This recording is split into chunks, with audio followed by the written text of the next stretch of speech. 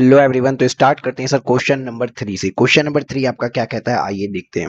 Sir, examine the reason the allowability of the following expenses incurred by Mr. Manav, a wholesale dealer of commodities, under the Income Tax Act 1961, while computing profit and gain from the business or profession for the assessment year 23-24। कुछ भी नहीं भाई, assessment year 23-24 के लिए जब आप profit निकाल रहे हैं तो बताइए कौन सा एक्सपेंडिचर अलाउड होगा, कौन सा एक्सपेंडिचर पीएल से अलाउड नहीं होगा। नॉर्मल सी बात पूछा है इसने। पहला question, construction of school building in compliance with CSR activity amounting to ₹4,50,000। Sir, हाँ सर, ये सीएसआर एक्टिविटी क्या है? आपने कहीं ना कहीं पढ़ा होगा, या नहीं पढ़ा हो तो जान जाओ। कंपनीज एक्ट में कहा जाता है कि कंपनीज की सोशल रिस्पॉन्सिबिलिटी है, कंपनी की सोशल रिस्पॉन्सिबिलिटी है कि समाज के लिए कुछ, समाज को सुधार, समाज का कुछ भला करे। तो कॉर्पोरेट सोशल रिस्पॉन्सिबिलिटी के तहत अप्रोक्सीमेटली 2% एक्सपेंडिचर उनको करना पड़ता है। ये कंपनीज एक्ट कहता है। लेकिन भाई साहब, इनकम टैक्स एक्ट में ऐसा कुछ भी नहीं कहा गया। इनकम टैक्स एक्ट में ऐसा कुछ भी नहीं कहा गया। इनकम टैक्स एक्ट में देखो, सेक्शन 28 से लेके 36 तक कहीं पे भी एक्सप्रेसली इस खर्चे को अलाउ नहीं किया गया। 37 में जनरल एक्सपेंडिचर जो आते हैं, जिनका डिडक्शन मिलता है, कहा जाता है वो खर्चे जो बिजनेस को करने के लिए जरूरी हैं उनका अलाउड है। तो बॉस एक बात बताइए, क्या इस स्कूल की बिल्डिंग बना के जो इन्होंने चैरिटी की, कॉर्पोरेट सोशल रिस्पॉन्सिबिलिटी बनाई, उससे इनके बिजनेस को कोई इंपैक्ट पड़ा क्या? क्या इनका बिजनेस चलाते रहने के लिए वो खर्चा इंपॉर्टेंट था क्या? बिल्कुल भी नहीं। कहीं से भी इमोशनल मत हो जाना। याद रखना सर कि ये वाला खर्चा डिस अलाउड होगा, इसको अलाउबिलिटी नहीं मिलेगी, ये खर्चा अलाउड नहीं होगा। ऑलवेज रिमेंबर, कहीं से भी इमोशनल नहीं हो जाना है कि सर स्कूल की बिल्डिंग थी ना सर, कौन सा फ्रॉड किया था उसको अलाउ कर दो ना। बिल्कुल भी नहीं, कहीं से भी आपको ये इमोशनल नहीं होना है। आइए, allowability of the expenses incurred by Mr. Manav, a wholesale dealer in a commodities while computing profit and gain from the business or profession, construction of a school building, जो स्कूल बिल्डिंग बनाई इन्होंने, in compliance with CSR activities under section 37(1), only expenditure not being in the nature of capital expenditure or personal expenses and not covered under section 32-36। मतलब 30 से लेके 37 section तक के बीच में आपके पीजीपीपी के खर्चे होते हैं ना। 28, यहाँ मैंने 28 लिखा है शायद, हाँ 28 तो चार्जिंग सेक्शन होती है, ठीक। तो सर इसके अंदर तो नहीं आ रहा है, ना कोई कैपिटल एक्सपेंडिचर है, ना कोई पर्सनल एक्सपेंडिचर है, ठीक है। Under section 37(1), only expenditure not being in the nature of capital expenditure, personal expenditure, or not covered in 32, 37, 36। मतलब 37(1) के अंदर केवल वही खर्चे आते हैं जो 30 से लेके 36 में नहीं आए हो। कोई पर्सनल नेचर का खर्चा नहीं, कोई कैपिटल नेचर का खर्चा नहीं है, ठीक है। एंड साथ ही साथ इनकर्ड हुए Holi and exclusively for the purpose of the business. लेकिन उस खर्चे को करना जरूरी क्यों था? बिजनेस के लिए भैया खर्चा करना जरूरी था। Allowed as a deduction while computing business income. तो उसको भाई अलाउड एज डिडक्शन कर देंगे जब बिजनेस इनकम कैलकुलेट करेंगे। लेकिन सर हाउएवर, यद्यपि any expenditure incurred by the SSC on the activity relating to the corporate social responsibility, आपने CSR की एक्टिविटी के लिए अगर कोई खर्चा किया है, referred to the section 135 of the Companies Act 2013, shall not be। भाई आपने CSR के लिए अगर कोई खर्चा किया है ना, तो वो shall not be, भैया उसको नहीं माना जाएगा। shall not be deemed to have been incurred for the purpose of business। तो ऐसा नहीं कहा जाएगा कि बिजनेस के लिए वो खर्चा था, या आप अगर स्कूल की बिल्डिंग नहीं बनाती तो आपका बिजनेस हैम्पर हो जाता, and hence shall not be allowed as deduction under section 37। Okay sir ji। Accordingly, the amount of 5,60,000 incurred by Mr. Manav towards construction of the school building is compliance with CSR activity shall not be allowed as deduction under section 37। Okay sir, ये वाला खर्चा कहीं से भी allowed नहीं होगा। Sir next पढ़ते हैं।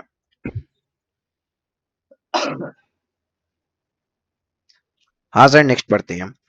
Purchase of building for the purpose of specified business of setting up and operating a warehousing facility for the storage of food grains amounting to ₹4,50,000। अब सर हमने इसको पढ़ा है 35 AD के वो 14 स्पेसिफाइड बिजनेस 35 AD में, जहां पे हमने क्या पढ़ा था? एग्रीकल्चर कमोडिटीज के वेयर हाउसिंग के लिए अगर आप कोई खर्चा करते हो तो ये स्पेसिफाइड बिजनेस है। पहली बात तो warehousing of agriculture produce. तो सर जो भी खर्चा करते हो ना, डायरेक्ट पीएल से डाल सकते हो। मतलब टू बिल्डिंग अगर आपने बनाई, या टू वेयर हाउस आपने बनाया, डायरेक्ट पीएल में खर्चा डाल सकते हो। इस बात को हमने 35 एडी के अंदर पढ़ा हुआ है। तो सर ये पूछता है क्या प्रॉफिट एंड गेन के लिए खर्चा अलाउड होगा? जी हाँ सर, ये खर्चा अलाउड हो जाएगा। देखिए सर कैसे लिखा है इस चीज को। तो सर इन्होंने लिखा purchase of building for the setting up and operating a warehousing facility for storage of food grains, Mr. Manav would be eligible for investment linked tax deduction under section 35AD at the rate 100% in respect of amount of 4,50,000 invested in a purchase of building for setting up and operating a warehousing facility for storage of food grains which commence operation on or after 1st April 2009 if Mr. Manav does not offer section 115 BSc। सीधी बात, no बकवास। आपको भैया 35 AD section के according अगर आपने specified business के लिए कोई खर्चा करते हो तो उस खर्चे को पीएल में चार्ज कर सकते हो। उसी बात को यहाँ पे लिखा है 100% खर्चा आप पीएल से चार्ज कर सकते हो अगर आप 35 115 बीएससी नहीं लेते। यही बात यहाँ पे लिखी हुई है। Therefore, the deduction under section 35AD while computing business income of such specified business would be 4,50,000 if Mr. Mano opt for section 3580। तो भैया business income of such specified business 4,50,000 से डिडक्शन आपको मिल जाएगा, पीएल में डिडक्शन मिल जाएगा। देखो deduction under section 35AD with while computing business income for specified business would be 4,50,000। आपको PL से डिडक्शन दे रहा है मिस्टर मानव अगर 35AD लेता है। क्योंकि देखो 35AD आप लेते हो कि नहीं लेते हो ये मैंडेटरी नहीं है। सेक्शन 32 डेप्रिसिएशन लेना मैंडेटरी है। 35AD का बेनिफिट लेना है कि नहीं लेना ये मैंडेटरी नहीं होता, ये आपकी चॉइस पे होता है बेटा। ओरल सॉल्यूशन होंगे आपको जिस तरीके से मैंने चीजें पढ़ाई है ना। आप देखो, आप चलो ओरल सॉल्यूशन करते हैं, ठीक है sir. Interest on loan paid to mister x a resident 50,000 on which tax has not been deducted. Okay sir, आपको पता है टीडीएस नहीं कटा, आपने इंटरेस्ट 194 ए सेक्शन होती है, आपने इंटरेस्ट का पेमेंट किया है बेटा और आपने टीडीएस नहीं काटा है। समझो, बात करते हैं। The sale of the previous year 21-22 was 202 lakh. अच्छा, आपने आपकी खुद की सेल्स पिछले साल की प्रीवियस ईयर 21-22 की सेल आपकी कितनी थी? 202 लाख रुपए। Okay, mister x has not paid the tax if any on such interest. Okay भाई, अब एक बात सुन। सबसे पहले देखते हैं आपके ऊपर टीडीएस लगता है कि नहीं लगता है। तो भाई 194 ये कहता है ना, अगर आपकी खुद की आपके ऊपर टीडीएस तभी लगेगा अगर आप पिछले साल का टर्नओवर आपका 1 करोड़ या उससे ज्यादा था, एक्सीड्स रुपीज 1 करोड़, तो आपके ऊपर ऑडिट होनी चाहिए थी, चाहे ऑडिट कराए हो या नहीं कराए हो। मतलब आप टीडीएस कंप्लाई करोगे इस साल में, ये कैसे पता चलेगा भाई? पिछले साल देखो ना उस लायक थे कि नहीं थे। हाँ, तो पिछले साल का अगर आपका टर्नओवर 1 करोड़ से ज्यादा है, पिछले साल का टर्नओवर 1 करोड़ से ज्यादा है तो इस साल टीडीएस काटना पड़ेगा। तो भाई सब यहाँ पे तो पिछले साल का टर्नओवर 1 करोड़ से ज्यादा है, टीडीएस काटना पड़ेगा। तो सर यहाँ पे इनको 194 ए में टीडीएस काटना चाहिए था जो कि इन्होंने इंटरेस्ट पे किया है। और अगर नहीं काटा टीडीएस तो ऑलवेज रिमेंबर 30% एक्सपेंसेस डिसअलाउड हो जाता है। 30% एक्सपेंसेस डिसअलाउड हो जाता है अगर आप टीडीएस नहीं काटते हैं। यहाँ पे इन्होंने 50,000 रुपए का इंटरेस्ट का पेमेंट किया था, इंटरेस्ट ऑन लोन, तो 194 ए में इनको टीडीएस काटना चाहिए था। भाई साहब ने टीडीएस नहीं काटा है तो सर इनके लिए 30% खर्चा, 50,000 का 30% कितना होता है? 5 या 15, 15,000 एक्सपेंडिचर डिस अलाउड हो जाएगा। ओके, हाँ सर ओके है। ये आपका 1,50,000 डिस अलाउड हो जाएगा। देख लो सर, पढ़ लिया हमने। यहाँ पे देखो, interest on loan taken to mister x a resident 50,000 on which tax has not been deducted. भैया हमने इंटरेस्ट पे कर दिया है एक रेसिडेंट को और टैक्स नहीं काटा है, किसने? हमने। तो अगर हमको टीडीएस काटना चाहिए था, अगर नहीं काटते तो कुछ तो गलत हमारे साथ ही होगा ना। क्या गलत होगा? 30% खर्चा डिसअलाउड हो जाएगा। As per section 194 A, Mr. Mano, being an individual, is required to deduct tax at source on the amount of interest on loan paid to Mr. X since his turnover during the previous year 21-22 exceeds rupees 100 lakh। 100 lakh से उनकी जो turnover है वो exceed कर गई है। Therefore 1500, sorry, therefore 15,000 rupees being 30% of 50,000 would be disallowed under section 40A subsection 1A while computing the business income of Mr. Man on non-deduction of tax at source under 784A on interest of 50,000 rupees paid by Mr. X. The balance 35,000 would be allowed as deduction under section 36(1) subsection 3 assuming that the amount has been borrowed for the purpose of business। इन्होंने कहा कि भैया business के लिए बोरो की होगी तभी तो हम खर्चा भी अलाउड करेंगे। सीधी बात, नो बकवास सर, ओरली सॉल्व करते हैं ना। टीडीएस नहीं कटते हैं, अगर टीडीएस नहीं कटा है तो 30% खर्चा डिसअलाउड हो जाता है। तो 50,000 का 30% कितना होता है? सर 15,000 खर्चा डिसअलाउड होगा। बहुत टाइम कम है सर, बहुत टाइम कम है एग्जामिनेशन हॉल में, तो भी सिर्फ इतनी लाइन लिख के आओगे तो भी कुछ मार्क्स तो देगा आपको। कुछ चीजें बेटा ओरल सॉल्यूशन कर लिया करो। अब सर आते हैं लास्ट पार्ट पे। सर देखिए सर, ये वाला पार्ट भी बहुत ही ज्यादा ही इजी है, इस पे कुछ नहीं करना है। कमोडिटी ट्रांजैक्शन टैक्स पे 20,000 on sale of Boolean. Sir commodities transaction tax, अगर कोई ट्रेडर है जो कमोडिटीज में ट्रेड करता है, कमोडिटीज में ट्रेड करता है, एमसीएक्स में ट्रेड करता है, बैंक निफ्टी वगैरह आप देखते हो ना, निफ्टी की जगह एमसीएक्स भी जो होता है, ठीक है, जीरा वगैरह, जीरा, चुहाड़े, इलायची, सुपारी, ये सब चीजें खरीद रहा है, एमसीएक्स में ट्रेड कर रहा है, तो सर उसपे ना commodity transaction tax, commodity transaction tax CTT लगता है। और सर सीटीटी लगता है अगर आप ट्रेडिंग कर रहे हो, और सीटीटी का खर्चा अलाउड हो जाता है अगर वो सीटीटी टैक्सेबल कमोडिटी में लगाओ। गेहूं टैक्सेबल नहीं है, मतलब जो नॉन टैक्सेबल कमोडिटी की बात नहीं करें, अगर commodity transaction tax taxable commodity पे लगा है और इसकी ट्रेडिंग से, अगर आप कोई भी कमोडिटी, लेट्स से विच जीरा, जीरा की जो है, आप जीरा की कमोडिटी, जीरा का ट्रांजैक्शन करते हो और कमोडिटी ट्रांजैक्शन टैक्स लगा है और जीरा की इनकम आपकी टैक्सेबल इनकम है, तो सर जीरे के ऊपर लगने वाला कमोडिटी ट्रांजैक्शन टैक्स का डिडक्शन आपको दे दिया जाता है। ये एक छोटा सा रूल आपको याद रखने की नीड है बेटा, इसको याद रखिएगा। देखो कमोडिटी ट्रांजैक्शन टैक्स जो 20,000 रुपए paid on sale of bullion हुआ है, उसमें क्या लिखा है कि commodity transaction tax paid in respect of taxable commodities transaction earned into in the course of business during the previous year is allowed as deduction. भाई साहब कमोडिटी ट्रांजैक्शन टैक्स जो पे किए हो वो अलाउ होता है एज डिडक्शन, प्रोवाइडेड, कब होता है ये इन्होंने अब खेल दिया, provided the income arising from such taxable commodity, उस टैक्सेबल कमोडिटी से जो इनकम आई थी, such taxable commodity transaction is included in the income computed under the head of PGBP। मतलब PGBP में अगर इनकम आई है तो उस कमोडिटी पे लगने वाला कमोडिटी ट्रांजैक्शन टैक्स का डिडक्शन आप ले सकते हैं मेरे भाई। उसके बाद लिखा है taking that income from his commodities transaction is included while computing the business income of Mr. Manav, the commodity transaction tax 20,000 is paid is allowed as deduction under section 36(1) subsection 16। Okay sir जी, यहाँ तक समझ में आया? हाँ sir जी, यहाँ तक बहुत अच्छे से हम लोग को समझ में आ रहा है। चलो सर कोई और क्वेश्चन भी करा दो ना। चलिए सर क्वेश्चन कराते हैं, क्वेश्चन नंबर 4 आपको। क्वेश्चन नंबर 4 पढ़ो पढ़ो, सब लोग मेरे साथ पढ़ो दोस्त। आप ना एक हैबिट बना लो ओरल सॉल्यूशन करने का, आप सारे क्वेश्चन को ओरल सॉल्व कर लो बेटा। ओरल सॉल्यूशन करोगे ना मजा आएगा। देखो सारे कंसेप्ट अपने पढ़ लिए, हम लोगों ने सारे कंसेप्ट पढ़ लिए, अब बस ओरल सॉल्यूशन करो, अलग ही लेवल का मजा आता है। देखो examine with reason of the following subdivisions whether the following statement are true or false with regard of the provision of income tax act 1961। क्या बोला ये भाई, ये सब डिवीजन दिए हैं, 1 2 3 4 5 6, 6 छोटे छोटे पार्ट दिए हैं, 6 छोटे छोटे सब डिवीजन दिए हैं। अब आपको ये बताना है इनकम टैक्स एक्ट 1961 के अकॉर्डिंग इसमें से क्या बात सही है क्या बात नहीं सही है।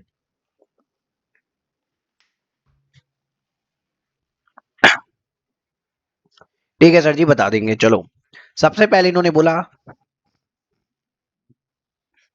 सबसे पहले इन्होंने बोला है for a recognised, for a dealer in share and securities. Share and securities का डीलर है, डीलर बोले तो सर समझो as a trader. Security transaction tax paid in a recognised stock exchange is permissible business expenditure true. भैया trader है ना, 1 lakh share Reliance के खरीदा, 2 लाख शेयर टाटा के बेचा, 3 लाख शेयर मोटर्स के महिंद्रा एंड महिंद्रा के खरीदा, 4 लाख शेयर विप्रो के बेच रहा है, तो ये ट्रेडिंग कर रहा है। तो इसकी ट्रेडिंग में क्या होता है, STT security transaction tax paid होते हैं जो रिकॉग्नाइज्ड स्टॉक एक्सचेंज को पे किए जाते हैं। तो क्या वो इसका खर्चा है? हाँ भाई बिजनेस करने का ही तो खर्चा है, तो अलाउड तो कर देंगे सर। हाँ सर तो ये अलाउड है। देखिए true transaction 36 section 36(1) subsection 15 allow a deduction in the amount of security transaction tax paid by the SSE in respect of taxable security transaction entered into the source of the business during the previous year as deduction from the business income as a dealer in share and securities। अगर आप एक investor है तब तो नहीं करते हैं, investor होते हैं तब ये खर्चा नहीं जाता, लेकिन चूंकि एक डीलर है, डीलर है तो भैया जब भी कोई शेयर खरीदते हो मान लो आपने 10,000 रुपए का कोई शेयर खरीदा, तो पता चलेगा 12 रुपए का इसका सिक्योरिटी ट्रांजैक्शन टैक्स लगा है। तो ये वाला टैक्स भाई डीलर को अलाउड होता है, डीलर के खर्चे में अलाउड होता है। इस बात को यहाँ कहा गया है और भाई साहब इस बात को अब आपको ध्यान में भी रखना है। ओके सर जी, हम लोग ध्यान रख लेंगे सर जी, हम लोग तो शरीफ बच्चे हैं। दूसरा पॉइंट पढ़ते हैं, दूसरी बात क्या लिखी है। Where a person follow mercantile system of accounting, कोई आदमी mercantile system of accounting follow कर रहा है। An expenditure of 25,000 has been allowed in accrual basis and in the last year and in a later year. अच्छा, क्या हुआ, यहाँ पे 31 मार्च बीत गया, यहाँ का 25,000 रुपया खर्चा अलाउड हो गया था मर्केंटाइल बेसिस पे, पेमेंट नहीं किए थे, मर्केंटाइल बेसिस पे खर्चा अलाउ कर दिए। लेकिन आगे आए, जब आगे के साल में आ गए, तो in respect of the said expenditure assessee make payment of 25,000 through a cross cheque. तो भैया आगे आने पे इन्होंने क्रॉस चेक से पेमेंट कर दी। अब आपने एक चीज पढ़ी है कि सर कोई भी पेमेंट जो 10,000 से ऊपर का होता है वो अकाउंट पे चेक से होना चाहिए या ईसीएस से होना चाहिए, Bhim, UPI, credit card, debit card, दुनिया भर की चीजें पड़ी है। मैंने बोला था कैश में और क्रॉस चेक में नहीं होना चाहिए वरना खर्चा डिस अलाउड हो जाता है। याद आ रहा है सर, कैश में या क्रॉस चेक में नहीं होना चाहिए। ठीक है सर, इन्होंने भाई साहब अगले साल आके इसको क्या कर दिया, क्रॉस चेक से कर दिया, मतलब गलत काम किया है। आगे बढ़ते हैं। 25,000 can be profit and gain of business under section 43A3 in the year of payment. Yes, जिस साल में पेमेंट हुआ है उस साल में वो प्रॉफिट बन जाएगा, ये बात एकदम ट्रू है। देखो, अभी समझा रहे हैं, दोबारा भी समझा रहे हैं, एक बार बात सुनना। As per section 48(3)(a), in case of the SSC following mercantile system of accounting, if an expenditure has been allowed as deduction in any previous year on due basis, the payment exceeding 10,000 has been made in the subsequent year। भाई पीछे कोई payment था जो mercantile basis पे पिछले साल आपने खर्चा अलाउ करा दिया और वो पेमेंट 10,000 रुपए से ज्यादा था और अगले साल आपने उसका पेमेंट किया है, अदरवाइज देन, और पेमेंट कैसे किया, otherwise by then of account payee cheque और an account payee bank draft, ECS, through bank account or through other prescribed electronic modes such as credit card, debit card, net banking, IMPS, UPI, RTGS, NEFT, Bheem, Aadhaar Pay, then the payment so made shall be due to the income of subsequent year in which such payment has been made। true है भाई साहब। भाई साहब sir एक छोटी सी line बता दो ना, मतलब क्या था, मतलब मान लो अज्यूम करिए प्रीवियस ईयर 22-23, 22-23 प्रीवियस ईयर 22-23, अभी 31 मार्च 2023 जाने वाला है। सर जिस समय ये ईयर था ना, मान लेते हैं सर मार्च का कोई पेमेंट था, मार्च 23 का पेमेंट आपने अलाउ कर दिया 25,000 रुपए का। तो सर जब आपने बनाया होगा P&L, तो टू एक्सपेंस में यहाँ 25,000 तो आप दिखा चुके होगे ना, टू एक्सपेंस में तो सर यहाँ 25,000 दिखा चुके होगे और इस साल का प्रॉफिट आप ऑलरेडी कम कर चुके होगे। अब आप मान लीजिए यहाँ पे चलते गए और यहाँ पे आपने जून में, जून 2023 दैट इज नेक्स्ट, यहाँ पे असेसमेंट आपका प्रीवियस ईयर बदल गया। सर प्रीवियस ईयर बदल गया कि नहीं बदला, हाँ सर बदल गया, मानते हैं कि सर प्रीवियस ईयर ये आ गया आपका 23-24, मतलब नेक्स्ट ईयर में, बॉस बात समझो मेरे भाई, प्लीज बात समझो, अगले साल में आपने इसका जब पेमेंट किया ना, ये खर्चा अलाउ हो गया था लेकिन आपने इसका पेमेंट कर दिया क्रॉस चेक या कैश से। अगर आप किसी भी खर्चे को क्रॉस चेक 10,000 से ऊपर की पेमेंट क्रॉस चेक से करते हो या कैश में करते हो तो वो खर्चा अलाउड नहीं होता है, लेकिन आपने ऑलरेडी यहाँ खर्चा पिछले साल में अलाउ करा लिया था, आगे जाके आपने उसका पेमेंट गलत तरीके से कर दिया। तो जिस समय जिस ईयर में आपने गलत तरीके से पेमेंट किया है उस ईयर में सीधी बात नो बकवास, ये खर्चा जो पिछले साल आपने अलाउ करवाया था, वो खर्चा जो पिछले साल आपने अलाउ करवाया था इस साल की इनकम में, इस साल की इनकम बना दिया जाएगा। बस इतनी छोटी सी बात थी दोस्त, इस साल की इनकम बना दीजिएगा। पिछले भाई ज्यादा समझदार मत बनो, डेढ़ चाड़े मत बनो, सोच रहे हो मर्केंटाइल सिस्टम है, पिछले साल खर्चा अलाउड करा दिए, अगले साल वायलेशन कर दिए, 10,000 से ऊपर की पेमेंट कैश में कर दिए, तो जिस साल वायलेशन की है ना उस साल की इनकम बना देंगे भाई साहब, 25,000 रुपए इस साल की इनकम हो जाएगी, बात खत्म, यही बात लिखी हुई है। ओके सर जी, इतनी छोटी सी बात थी क्या, हाँ हाँ हाँ मेरे भाई इतनी छोटी सी बात थी। ओके सर जी, कुछ और भी बताएंगे क्या। चलिए सर अगला क्वेश्चन देखते हैं। It is mandatory to provide depreciation under section 32। जी हाँ, डेप्रिसिएशन अंडर सेक्शन 32 लेना बहुत ज्यादा जरूरी है, मैंडेटरी है भैया, अपनी मन मर्जी पे के मालिक नहीं हो तुम, आपको डेप्रिसिएशन लेना ही पड़ेगा। Of the income tax act 1961 while computing the income under the head of PGBP, it is true, yes sir, this statement is true, but why वो हम अभी आपको रहे हैं बताए। तो देख लीजिए सर, ट्रू है ये बात कि according to explanation 5 of section 32 subsection 1 allowance of depreciation is mandatory, therefore depreciation has to be provided mandatorily while calculating income of the business profession whether or not the SSC has claimed the same while computing the total income. SSC लेना चाहे या ना लेना चाहे उसको depreciation लेना ही पड़ेगा। Sir ऐसा कहा क्यों गया होगा? सर ऐसा कहा क्यों गया होगा? देखो छोटी सी बात आपको बताते हैं। मान लो कोई ऐसी कंपनी है जिसके इनिशियल 5 इयर्स पे टैक्स नहीं लगेगा, टैक्स 100% डिडक्शन मिलेगा, टैक्स नहीं लगेगा। ठीक है, 80 IBIC कोई भी सेक्शन लग जा रही है, टैक्स ही नहीं लगेगा। तो होता क्या था, मान लो कंपनी ने कोई असेट कर दी, एग्जांपल के लिए कंपनी ने कोई असेट कर दी 100 करोड़ रुपए की, इसके ऊपर डेप्शन लगना चाहिए था 15%। तो कंपनी पहले साल में, दूसरे साल में, तीसरे साल में, चौथे साल में, 5 साल में, इन सालों में जो भी कमाएगी उस पर टैक्स ही नहीं लगेगा।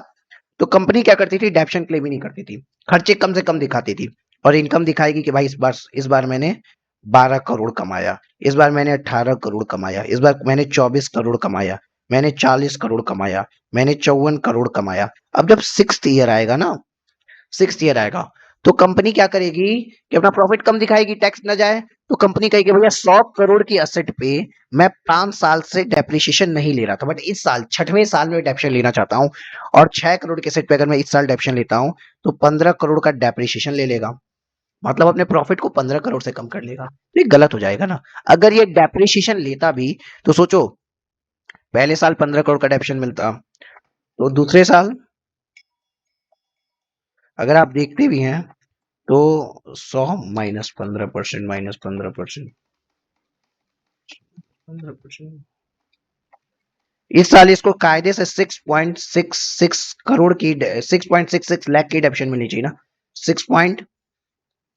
6.66 करोड़ की डेप्शन मिलनी चाहिए ना, क्योंकि इतने सालों की डेप्शन इसको लग जानी चाहिए थी ऑलरेडी। तो बट सर यहाँ पे इसने क्या कहा कि इसने अपना डेप्शन लेने का टाइम डिले करा दिया। कहता है कि मैम शुरुआत के 5 साल नहीं लेंगे क्योंकि मेरे पे प्रॉफिट ही नहीं आ रहा था, प्रॉफिट पे टैक्स ही नहीं आता था, तो हम क्यों ले। गवर्नमेंट कहती है भाई हम बेवकूफ बैठे हैं क्या, आपको यहाँ 5 साल तक मैंने छूट दे दी कि भैया तुम्हारा टैक्स हेवन है, तुमको 5 साल तक कंपनी को टैक्स ही नहीं लगेगा। और 6वें साल में तुमने टैक्स प्लानिंग दिखा दी अपनी, असेट पे 100 करोड़ के असेट पे तुम 15% डेप्शन क्लेम कर ले रहे हो। अगर तुम डेप्रिसिएशन डे 1 से लेते, जिस दिन असेट टू यूज की होती, तो तुम्हारा डेप्शन 15 करोड़ की जगह केवल 6.67 करोड़ आता। तो इतना जान जाओ डेप्रिसिएशन लेना मैंडेटरी होगा, चाहे आप लेना चाहो या ना लेना चाहो, इसीलिए यहाँ पे लिखा गया कि डेप्शन मैंडेटरी है। Is it clear with you? हाँ सर, अपने को तो पूरा एकदम अच्छे से क्लियर है। चलो नेक्स्ट पॉइंट पढ़े क्या? हाँ बॉस सर, नेक्स्ट पॉइंट पढ़ते हैं, चलिए sir. The mediclaim premium paid by general insurance corporation paid to General Insurance Corporation by Mr. Lomesh for his employees by a draft on 27th of December 2022 as a deductible expenditure under section 36। ठीक है sir, अगर आपने medical premium पे किया है और other than cash पे किया है तो आपको ये खर्चा अलाउड होता है अंडर सेक्शन 36। बात सही है, तो इट इज ट्रू। ये सिंपल बात लिखी थी, इट्स ट्रू। देखिए section 36 subsection 1 clause 1B provide deduction in respect of premium paid to employee to keep in force an insurance on the health of his employees under a scheme framed in this behalf by GIC or any other insurer, the medical insurance premium can be paid any mode other than cash to be eligible for deduction under section 31 1B। ठीक है sir ji, any mode other than cash आप payment करते हो तो आपको deduction मिल जाएगा, कोई बहुत बड़ी बात नहीं थी, सिंपल सी बात थी। उसके बाद आपसे कहता है under section 36 35 DDA amortization of expenditure incurred under eligible voluntary retirement scheme at the time of retirement alone can be done। Sir false, झूठा बात कर दिया। क्यों?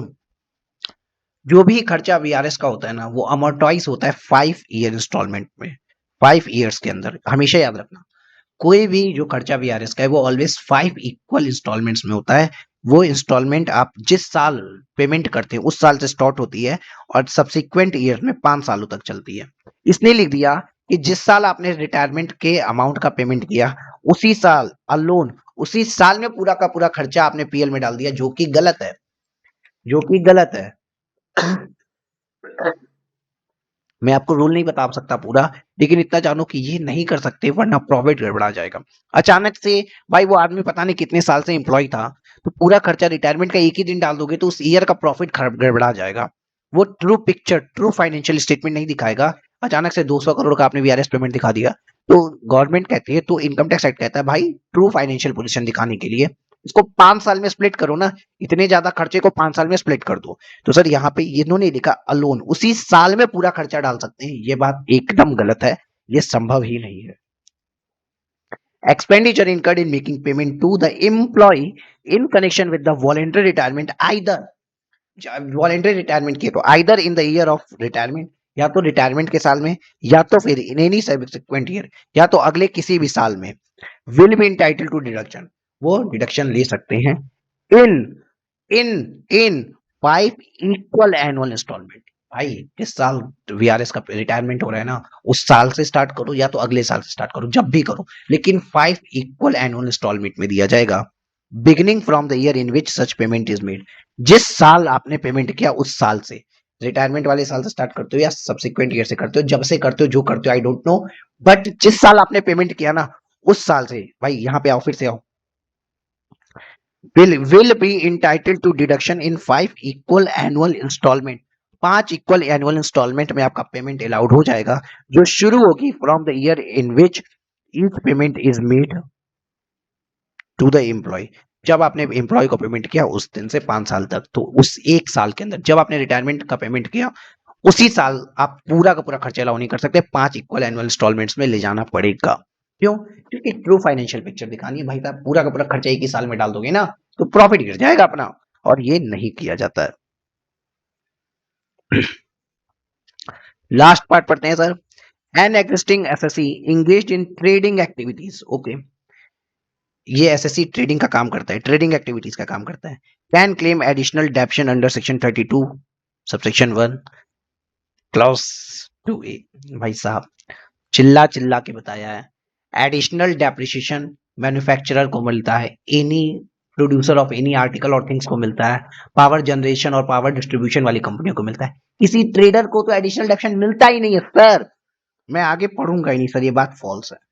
हमसे क्वेश्चन पूछा था ट्रू फॉल्स बताओ, बताओ ट्रू है या फॉल्स है, ट्रू है या फॉल्स है, भाई सर सीधी सी बात, ये बात फॉल्स है। एडिशनल डेप्रिसिएशन ट्रेडर को मिल ही नहीं सकता कभी भी सर। आइए, false, additional deduction can be claimed only in respect of eligible plant and machinery, acquired land installed by the SSE engaged in the business of manufacture or production of any article or things, or in the business of generation or transmission or distribution of power। Trader को ना मिलता। In this case, SSE is engaged in the trading activities and the new plant has been acquired and installed in trading concern. Hence, the SSE cannot be entitled for claim additional depreciation। यहाँ तक समझ में आई कि नहीं आई बात? Sir समझ में तो आई है। देखो समझ में आई है ना, तो इस चीज को एक बार ट्रू फॉल्स को आप साइड में TF लिख लो, और भाई ओरल सॉल्यूशन करने की आदत डाल दो मेरे साथ ओरल सॉल्यूशन करने की आदत डाल दो। मेरा एम है आपके एग्जामिनेशन में आपका टाइम बचाना, और मैं बचा के रहूंगा।